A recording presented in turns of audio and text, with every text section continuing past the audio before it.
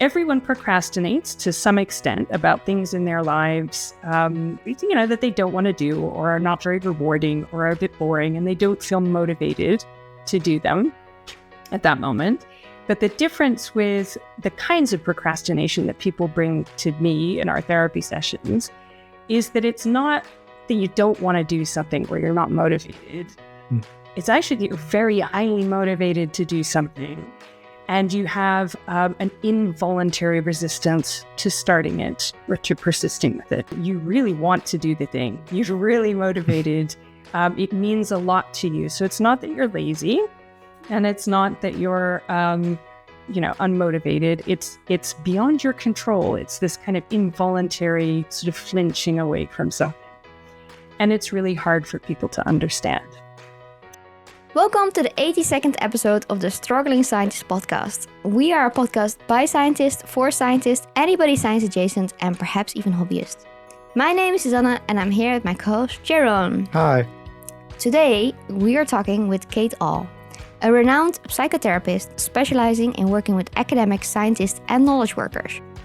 After working at the University of Cambridge Staff Counseling Center for several years, she really understands the struggles that academics face. Now, if that name sounds familiar, it's because she was previously on our podcast episode to discuss the topic of perfectionism in academia, and this episode was titled From Perfect to Progress. And we are very, very excited to have her back. And in this episode, we're going to talk about another topic that PhD students frequently struggle with, and that is procrastination. So let's get started. Welcome, Kate. It's so nice to have you back on the podcast. How are you doing? Oh, I'm doing great, thanks. It's great to be back and to see you both. So for our, let's say, newer listeners who might not have caught our previous episode with you, can you tell us a little bit more about yourself? What should our audience definitely know about you? And also, do you have any interesting hobbies? Yeah, so basically I'm a psychotherapist and I've been working primarily with researchers, academics, but also since I've been in Cambridge, I've been working a lot with people from the tech companies around what's called the Silicon Fen. And one of the reasons I've ended up working with this client group is because I grew up in an academic family in a university town. And so I know a lot, I've known a lot throughout my life of what it's like to work in academic environments and to study in academic environments and what the impacts of those kind of jobs are on people's lives in general and the sorts of challenges they face. And after that, I went on, after my undergraduate degree, to work in scholarly and academic publishing, where again, I was working with people who were engaged with, high pressure intellectual and creative work.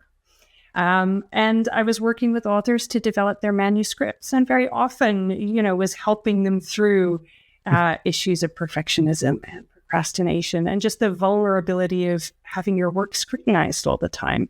So this has been something that has been part of my life in one way or another for a long time. And I'm really devoted to it and fascinated by it. And in terms of interesting hobbies, I always wish I had something kind of really wacky and outlandish to say, but mainly I enjoy creative writing and reading fiction.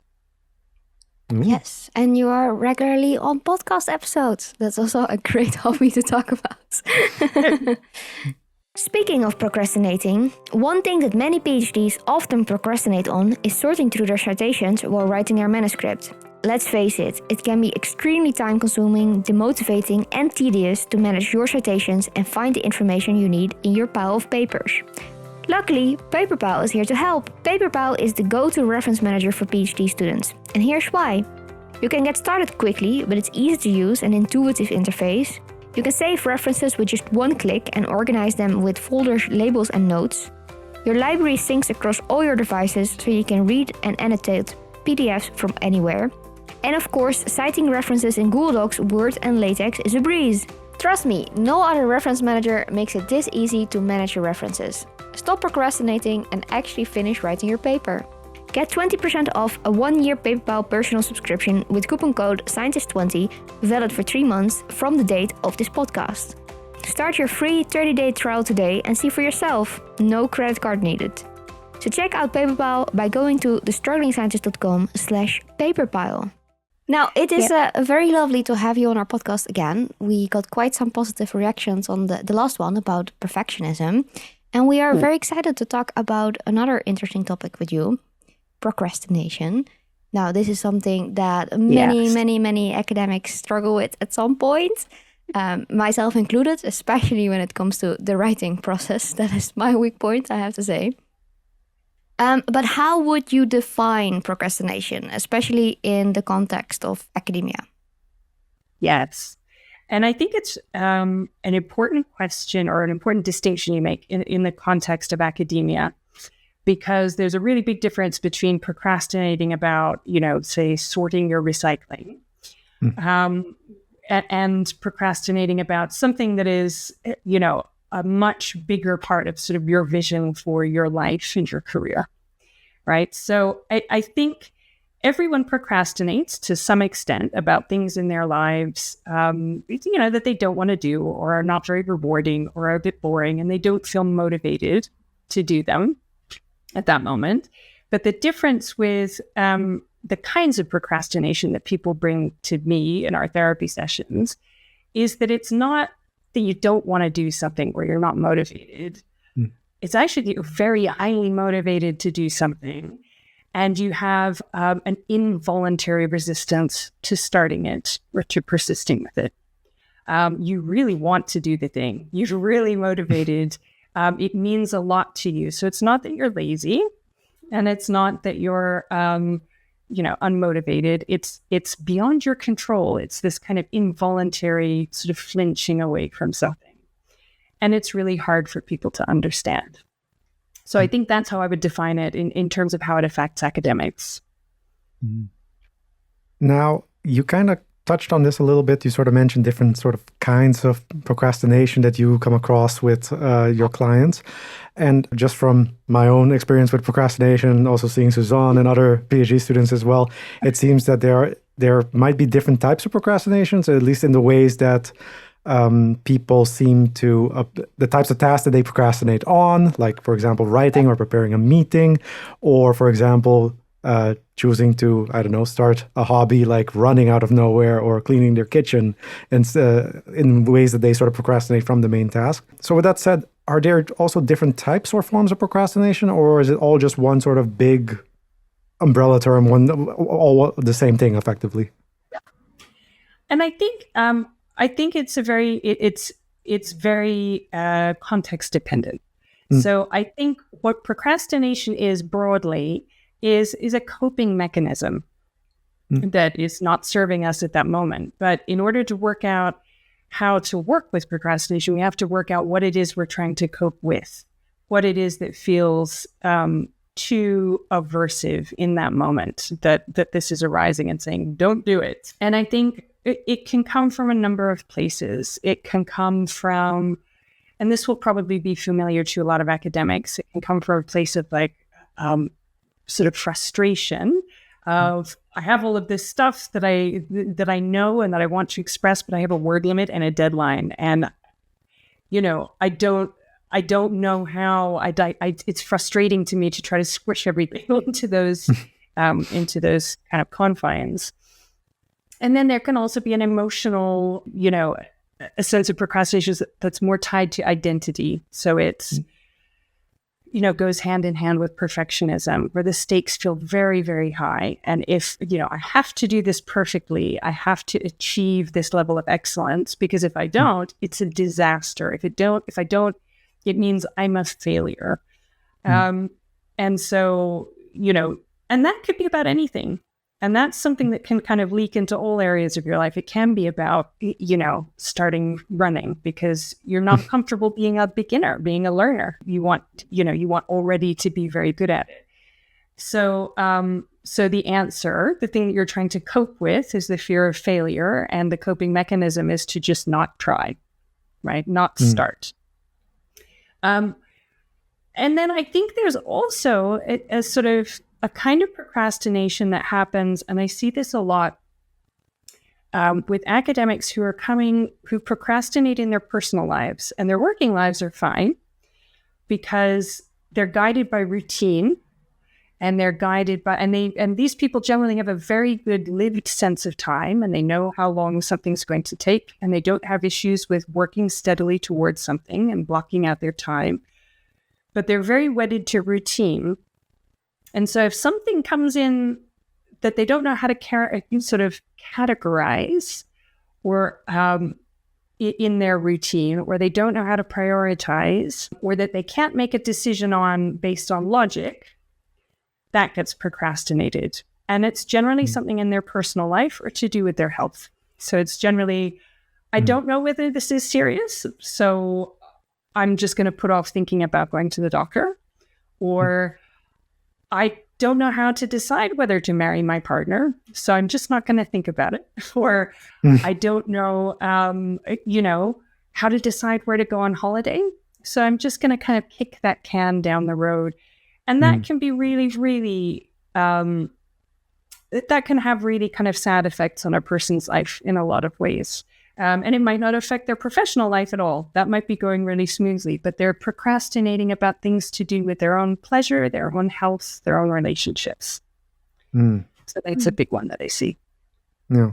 Is there also, Suzanne and I have this sort of running joke about productive procrastination, where you put off the writing, but then, but I have a meeting in 2 weeks, so I'll start working on that, even though you have plenty of time to still prepare for that. But it's still work. Is there also something that along those lines, or is that just make-believe? Definitely. And I actually think that can be helpful. And I think as a coping mechanism, what that is on some level trying to cope with is the difficulty of making a transition from one state to another.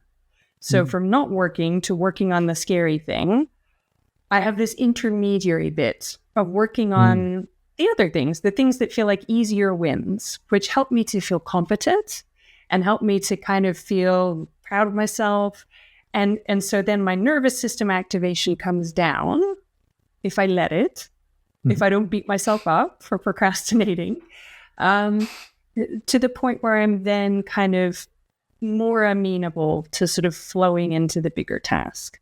So I think that can be, and especially what you're talking about, and you're saying that you joke about it between the two of you. And as long as you're aware that it's happening, that's half the battle, right? Because you're sort of saying, this is happening and I know what I'm doing and I know what I'm avoiding.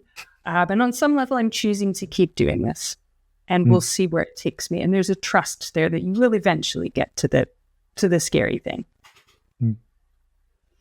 Yes. I have to say, something that I also struggle with in academia, and especially the type of PhD that I did, which was very experiment focused, is that there's always a next experiment that could be done.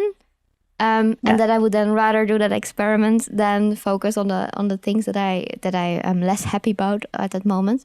So there's always so much to do that it's not really procrastinating, because I'm still doing this other thing that is also important, but then the things that I am less excited about sort of fall by the wayside. Would you also call that procrastination? Yes. Or but you make a really good point there, which is that everyone has too much to do. And with research, there's kind of no end to what you can do except the limits of time and funding and things like that, other external constraints. So there's so much that you're having to manage, and it's difficult. And I think we often don't kind of give ourselves credit for how difficult it is trying to decide, where to stop doing things. But something else you're saying, Suzanne, about it feels more rewarding to do the experiments than to write up. I think that's also a key to sort of working out how to work with procrastination, is if you can identify what exactly it is that's really not exciting about doing that, doing the writing, and see if there's anything to make that easier or more rewarding or just more comfortable, then sometimes that can really help, rather than just saying this whole thing is not exciting and I don't want to do it. There will be aspects of it that are particular pain points, and lessening that can really help as well. Yeah. Now, maybe to sort of follow up a little bit on that. So sometimes it could feel like procrastination is harmless enough, I guess, like especially if you sort of see a lot of other academics also doing it. And like in our case, for example, we know that the other one is doing it and we joke about it a little bit. But what impact can procrastination have on someone's, for example, like academic productivity and maybe even more important, mental health and well-being? And I think there it's a real matter of scale. It's a matter of kind of the extent to which it's affecting you. So the kind of procrastination you're talking about, I get the sense, because the two of you can joke about it, and because things do eventually get done, that there is a certain level of trust there, that there is going to be a lot of pain in the process of doing the thing, but you will get there eventually. And I think that is, that's really helpful. And that's a kind of high functioning procrastination, you'll be pleased to know. But then I think, I do see a lot of people who have just become very, very stuck, and they're procrastinating, very often not just about their work or their research or one aspect of their research, but about like everything, and they have become frozen. And that's really, really hard. And that's where it becomes, an issue of burnout. It really needs to be thought of in a kind of mental health context of like, how can you look after yourself and, rest up and reset, and not just push through because you can't push through a state like that. In terms of you're asking about academic productivity and short of burnout like that, I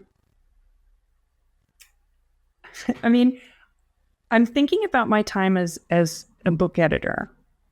And I think about this a lot when I speak to academics in a therapy context, and they're very, very worried about missing deadlines.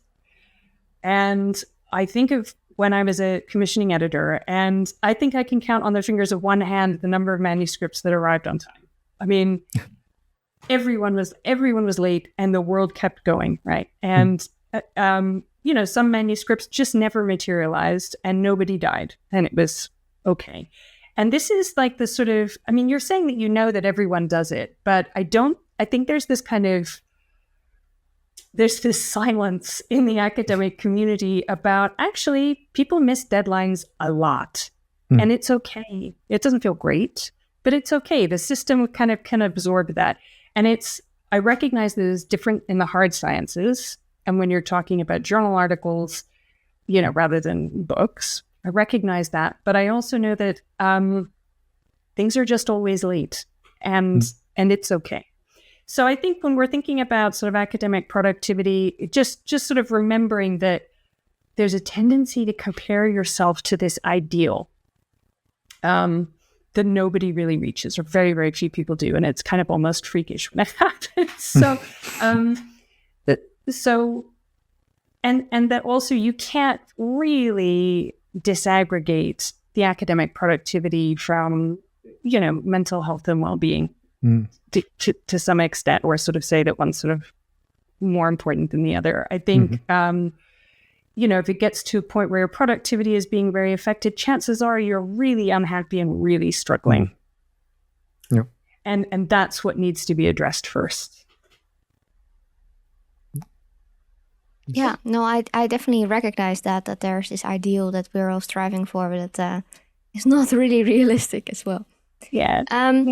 Now, perhaps a bit of a different side, but can procrastination also be beneficial? You already talked a little bit about a coping mechanism, but would you say that the highly functioning productivity is a beneficial mechanism? Yeah, and I think it's one of these things where if you, I've just been to see Inside Out 2, right? I don't know if you guys have seen the Inside Out. They're children's films, but but it, the whole idea behind those movies is that every emotion we have is trying to help us in some way. It's trying to protect us in some way, even the really painful, difficult emotions. And I think it's kind of the same with any habits we don't like, any maladaptive coping mechanisms. that they're there because they're trying to help. So, when you work out what it is they're trying to help with, you can find another way besides just avoidance or hiding, to sort of deal with that problem. So I think it can be beneficial because it can point you in the direction of what's kind of getting in the way, whether it is self-esteem, confidence, perfectionism issue, or, sometimes it can be that you really don't like your subject and you want to change to another subject, Sometimes it can be that, and I do see this in a lot of, people who do PhDs because they're told you're smart, you need to do a PhD, you need to do research. And it turns out what they actually want is to use their intellect and mind for their own pleasure and their own projects and earn their living doing something else, So sometimes procrastination is telling you, I don't want to do this, actually. And sometimes procrastinating making a decision can give us space for circumstances to change so that it becomes clearer what decision we want to make.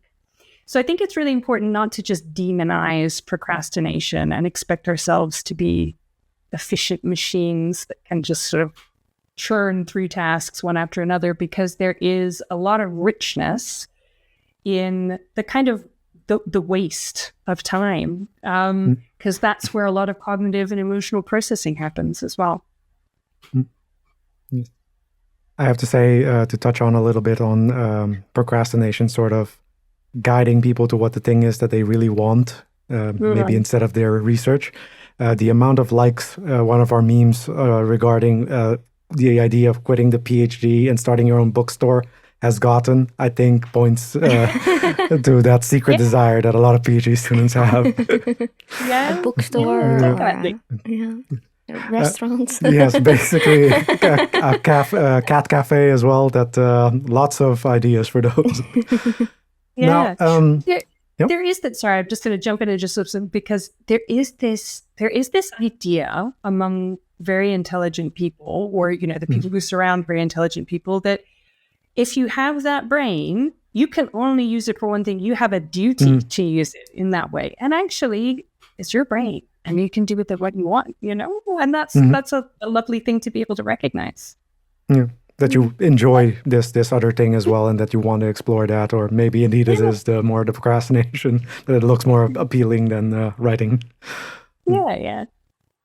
Now, I'm sure many of our listeners who tuned in for this episode are eager to find out ways on how they can perhaps overcome their current bout of procrastination. Can you maybe recommend some sort of some practical strategies that some PhD students and academics can use for that? Yeah.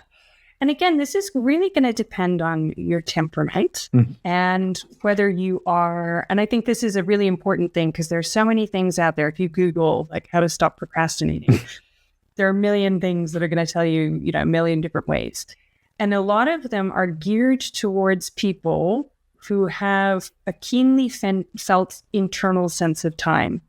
So time blocking and things like that kind of assumes that you know how long something's going to take you and you're not going to get distracted. And similarly with time tracking, assumes that you're going to remember to track, that tracking is going to somehow give you data about how long specific things are going to take you. And they may take you, when we're thinking about intellectual work, the ideas don't, come at a specific velocity every time, right? It takes a while for things to come through and to come together in your mind, and you can't necessarily always predict that.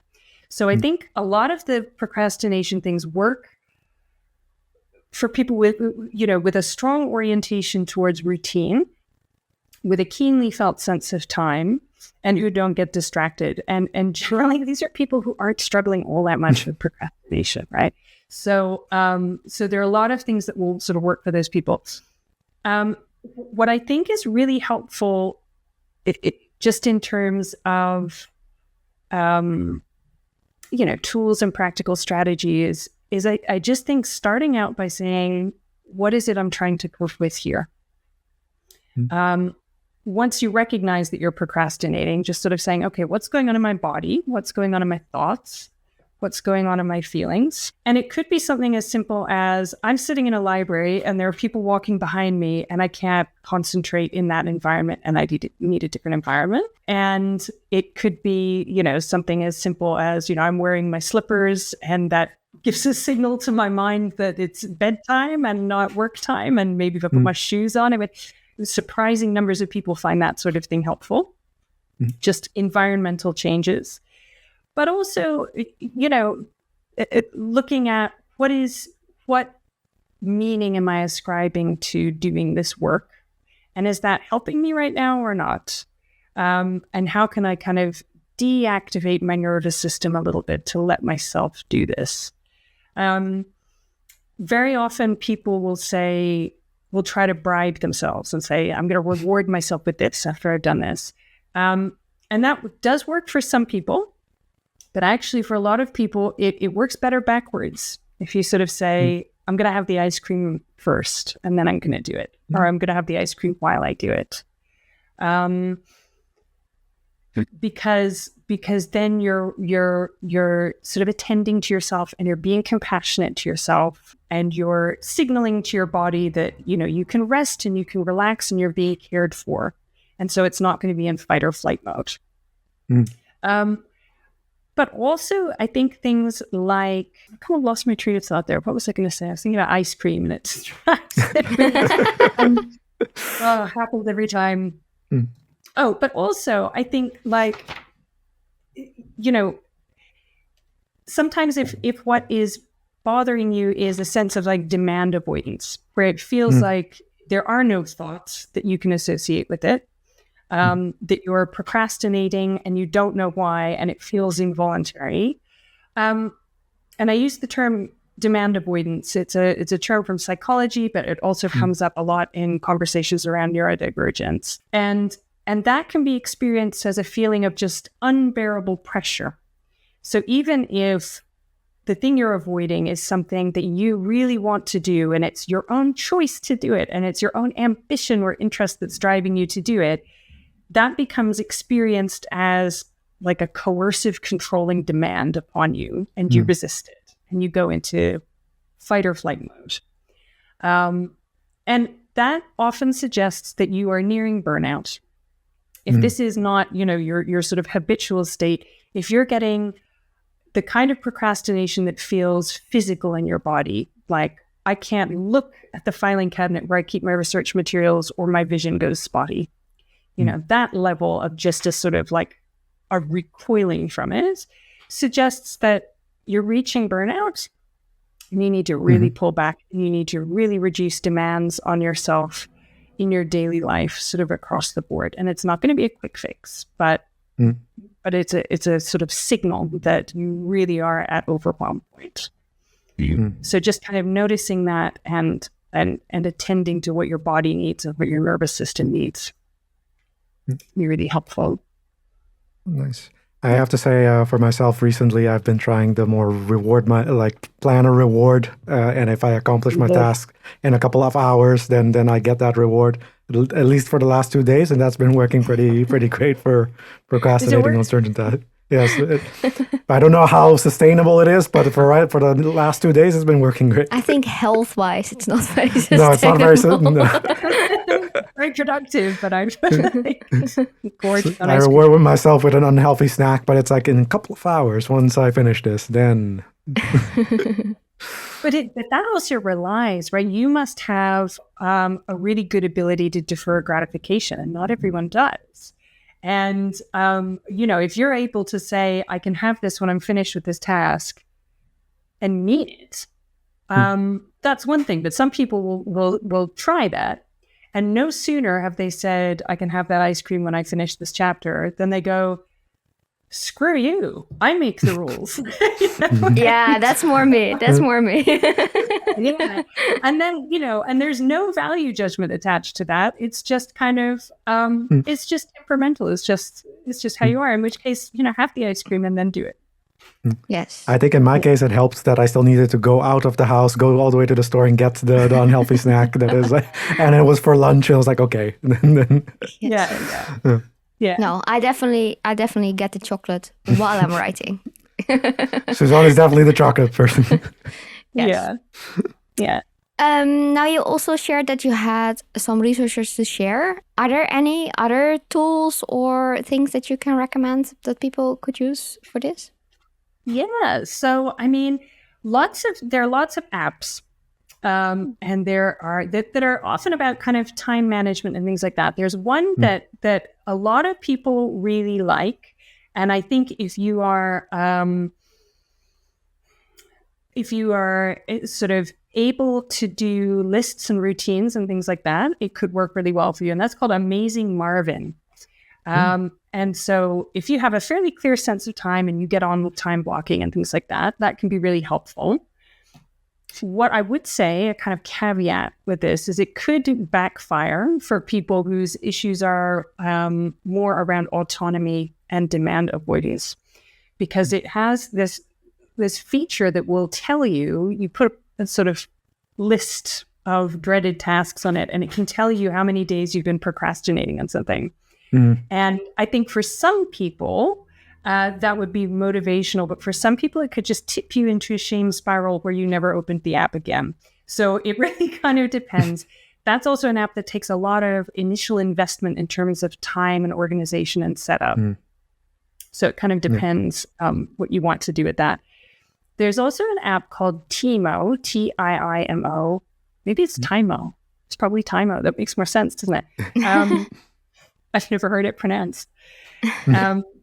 It's an app that was developed with neurodivergent people in mind, and it's designed to help people put together routines and recurring routines. And this actually speaks to something that can be really, really helpful in terms of procrastination, in terms of breaking a task into really small steps, so that instead of saying like, get ready for work in the morning, you have, brush teeth, wash face, feed cats. So every element of that is in there, and you get to put it together yourself, as sort of events in a routine. And again, it involves a lot of kind of initial sort of investment in terms of thinking and setting up. But a lot of people find it really helpful. Tends to be more helpful for people, again, who really like a routine, and less helpful for people who are a bit more chaotic. But it really depends. And that can be helpful because you can set it to tell you at what time you should be doing things, and it just gently guides you through the process of what it is you're trying to do. And I want to go back actually to something that you were saying earlier. What other techniques might there be? And I think breaking something down into like literally the smallest pieces you can be really helpful, so that you are gently and lovingly accompanying yourself through that transition, so that you're sort of saying, step 1, sit down at my desk. Step 2 is open the laptop, rather than finish the chapter or sort of write the introduction. It's really, taking yourself in baby steps through just the physical transition to the task at hand. And then for people who have a little bit more trouble with time, bullet journaling is just really helpful for a lot of people, because you have total control over the layout. You're not boxed in. Nothing about a bullet journal is telling you what to do except for you. So again, that's helpful for anyone who has demand avoidance stuff going on. And a kind of, an electronic or a digital sort of version of that is, I think you guys use Notion, don't you? Or Yes. Yeah. And there's something about being able to set up your own layout that I think very often appeals, for people who feel oppressed by time in a way, or by time and by imposed structures. Being able to have control over it yourself is really helpful. And finally, another, just a sort of tool rather than a resource, but is co-working and body doubling. That very often, if our nervous system is really freaked out by the idea of doing something, leaning on someone else's nervous system can help. So just pairing up with a friend and having a Zoom session or an in-person session and saying, we're going to have an hour and we're going to start writing our introductions or our next chapter. and you don't talk to each other. You just sit there and you see each other. And there is just that feeling of not being alone in it, which is enormously helpful to some people. So, yeah. Have you ever come across sort of the idea of like gamifying tasks as well? Yes. And there are loads of apps that do that. I'm trying to think off the top of my head which ones there are. I happen to be using one called Habitica right now. I don't know if you've ever heard of that one. Oh, yes. I've heard it. Yes. Is that the one where you get paid for doing things, where people... this is the one where you create a character and you sort of level up the character into like a mage or a warrior by completing your tasks and stuff like that. Yeah. And do you use that for sort of your academic work, or do you use that for your sort of life admin, your podcast? Or what do you use it for? Both for like daily life habits stuff, like walking the dogs or whatnot. But also, it has an option that you can sort of split out your habits from your to-do list effectively. And you can sort of grade how difficult a task will be and how many experience points you'll get if you finish the task. Yeah. And do you find that, I mean, stop me from asking too personal questions, but if you don't like achieve and level up, does that... Because for some people, they would do that. And then if they missed something, like if they weren't able to walk the dog because they were ill or something like that, and they didn't get their points, that might then become very counterproductive. But what happens for you if you don't kind of progress at the speed you'd like? Well, I think at least for me, I don't have like a speed in mind of how fast I've progressed. Also because even if I'm now like already level 49, but if I'm level 300, it doesn't really matter. There's nothing really that you can achieve with it. But I do, it's for me more that I keep thinking about like, but I know I'm supposed to do this 4 times a day and I only did it 3 times. And I keep that in mind still. But I know it resets by the next day. So I just like try again tomorrow. That's great. So it sounds like you're able to keep it really light and in the spirit in which it was intended, really. Yeah. I know there's that one forest where you, like every time you take something off, it grows a plant, and that's really nice as well. Yeah. You can basically make your entire garden then also nice. Yeah. I think it's really funny because I think Jaron is very much a person who lacks the habits, and I thrive in chaos. I like some randomness in my day and to just work on what I'm feeling like at that moment. And I really like your idea of bullet journaling because I have found that it works a lot better for me. I have, of course, tried the time blocking and the habit trackers, and it just doesn't work for me at all. But when I visualize something, it works way better for me, and I feel more motivated about doing something. And indeed, Notion or something like Milanote or something like that works way better for me than the time blocking. And I think that's really, really interesting that that's indeed also how it works for other people. Yeah, definitely. And I think so often people feel like failures if they're not able to make use of the standard techniques, and they sort of go, I must just be like beyond hope if I can't, if I can't make this work, because like how hard can it be? And actually, it relies on a lot of things about your neurology working in a certain way. And it relies on a certain orientation to routine and repetition and things like that. And some people find immense satisfaction in that. And some people find it like physically aversive. Like, don't you tell me what to do. And you're not going to turn yourself from one kind of person into another. You've got to work with what you've got. Yeah. So maybe to round things up, what final advice would you have for our listeners who are still struggling with procrastination? Yeah, gosh, still struggling with procrastination. I mean, my baseline advice would be really just try to approach yourself with compassion, because, nobody wants to be avoiding things that they want to get done. You're not necessarily choosing it. There's something that feels painful that you're, having an instinctive response to.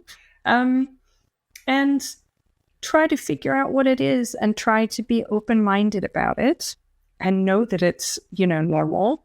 But if you're finding, and this is the kind of caveat is if you're finding that procrastination has become something that applies everywhere in your life to a point where you really feel, unable to move forward, then it's no longer just about procrastination. You're in a kind of state of shutdown, and it's really, really, really important to try to find some help and support and to go easy on yourself, which is so often the absolute opposite of what people think needs doing. Yeah, for sure. Okay, well, thank you so much for being on our podcast again. We learned a lot also about our personal procrastination problems. If people would like to find you, how can they do so? Yes, so probably the best way to find me is my website, which is www.kateowlconsulting.com. Yeah. For our listeners, if you have any questions, suggestions, or comments, you can, of course, comment underneath our video on YouTube, which we would absolutely love. But you can also reach out to us via our website, thestrugglingscientist.com. And if you are checking out our website anyway, also sign up for the awesome Journal of the Struggling Scientist, also known as our newsletter.